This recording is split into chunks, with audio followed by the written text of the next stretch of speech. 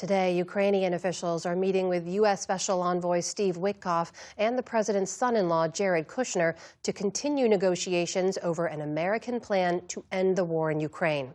On Tuesday, Witkoff and Kushner visited Moscow to hold nearly 5 hours of talks with Russian President Vladimir Putin. Today, Putin said he endorsed only parts of the plan. This was a necessary conversation, a very concrete one. We went through each point again. Sometimes we said, yes, we can discuss this, but with that one, we cannot agree. Meanwhile, Ukraine is struggling to hold key frontline towns in the eastern region of Donetsk that have been destroyed by the war. This is new drone video from Mirnorod, where before the war there was a population of nearly 50,000 people. Ukrainian soldiers inside the city are being supplied with food and water delivered by drone. Putin reiterated today his argument that Russia can capture militarily the parts of Donetsk that Ukraine still holds, or Ukraine could hand them over. With me now to discuss this and more is Ukraine's ambassador to the United States, Olga Stefanishyna. Thank you so much for being here. Hello, Anna. Thank you for having me. Before we jump into the latest news today, I want to get your response to the report we just saw earlier from Jack Hewson about this latest corruption scandal President Zelensky is managing. His right-hand man, his chief of staff, Andrei Yermak, was among those ousted as part of that scandal. The question now becomes, did President Zelensky know about this and look the other way, or did he not know what was happening in his government? What would you say to that? He reacted as a president publicly. He also demanded that the ministers and everybody who were part of this process are retired and subjected to a fair trial. And also he had this dialogue with Parliament, for example, and it evolved in the decision to resign for the chief of his office. And this was also a personal decision to him. And I think as a president, he did everything he could and beyond that. And he said that if anything else will be exposed, the reaction will be the same. As you well know, Yermak was leading the negotiating talks. We've heard from President Putin in the past this repeated message decrying corruption in Ukraine. Are you worried this corruption exposure will somehow limit your leverage in peace talks?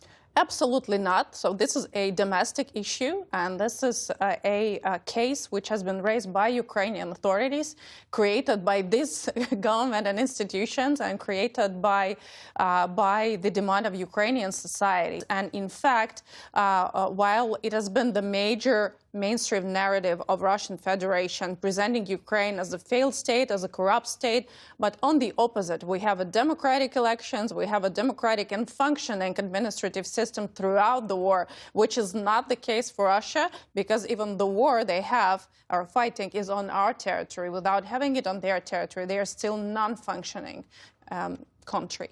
I want to ask you now about the latest on the peace talks. Our own Nick Schifrin has some new reporting that he's heard from European officials that the U.S. is actually pushing Ukraine to give up parts of that eastern Donetsk region that you still control, parts that Russia has failed to win despite 11 years of war. Can you confirm that the U.S. is pressuring Ukraine to do so?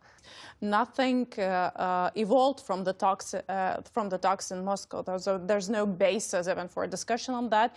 Just in a couple of hours, our head of delegation, Rustam Umerov, nominated by President, will have a meeting with Steve Witkoff, the special envoy of President Trump, to discuss the follow-up and to hear the readout from the meeting in Moscow. But what my president has been saying, that stopping on the existing line is something that could really work to stop the war and then continue thinking onwards. But at this point, no formula is considered agreed. In this process of mediation and peace talks, we know that U.S.-presented peace plan has evolved. The language has changed. Nick Schifrin has also reported that the number of troops Ukraine is allowed to have has grown from 600,000 to 800,000. Are you satisfied with the text of the U.S. plan right now?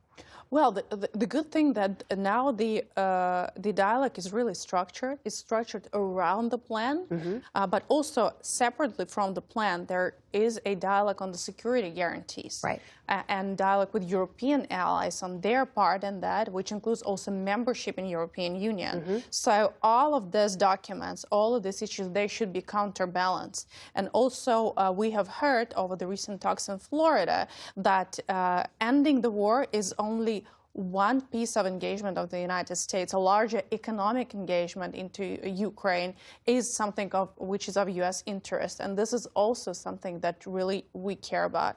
Is that U.S. peace plan text final for you, or are there still changes that you want to see in there? No, it's not final, of course, and we will be able to see what will be the next steps only after the meeting today, and also after the head of our delegation will report to my president on that. You mentioned there's a separate document that relates to the security guarantees. It was reported today, I should put to you, by the German outlet Der Spiegel, that French President Emmanuel Macron warned on a call with European leaders and President Zelensky he was worried the U.S. will betray Ukraine on the issue of territory, in his words, without clarity on security guarantees. This was based on a leaked transcript of that call.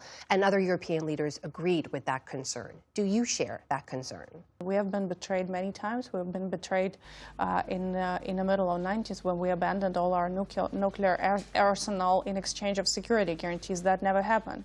And it was a mistake of many to think that Ukraine is too weak to withstand for itself. And I think it's not the case. We're acting, like our line is that we're acting in a good faith to the extent it is only possible, helping and backing up the effort of the United States to secure a sustainable peace. In terms of that concern, though, do you worry about U.S. interests or how they're negotiating or how they're leading these negotiations? This is also on the back of the reporting that Steve Witkoff was advising a senior Russian official on how they should tactically handle President Trump when it comes to these talks. Do you worry that the U.S. is actually negotiating with Ukraine's best interests at heart?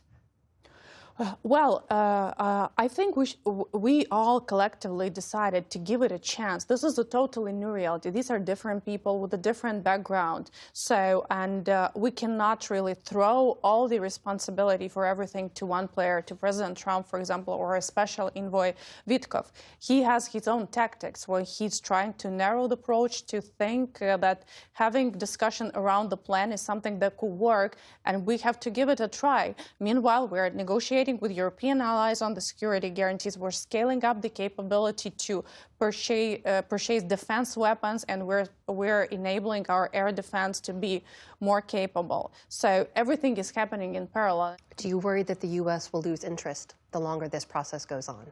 I think it has not been happening before because deeply inside the souls of the American politicians, everybody understands that it's a good against the evil. This is not something which is right. And I think everybody understands that if in the 21st century one country attacked the other, and this attack, not only the territorial thing, but also the war crimes, massive tortures and rapes and abduction of Ukrainian children is recognized as normal just because somebody is tired of paying attention to that. I think it opens the door to any other aggression around the world, something that we were not even able to imagine to ourselves. That is Ukraine's ambassador to the United States, Olga Stefanishyna, joining us tonight. Madam Ambassador, thank you for your time. Thank you. Thank you.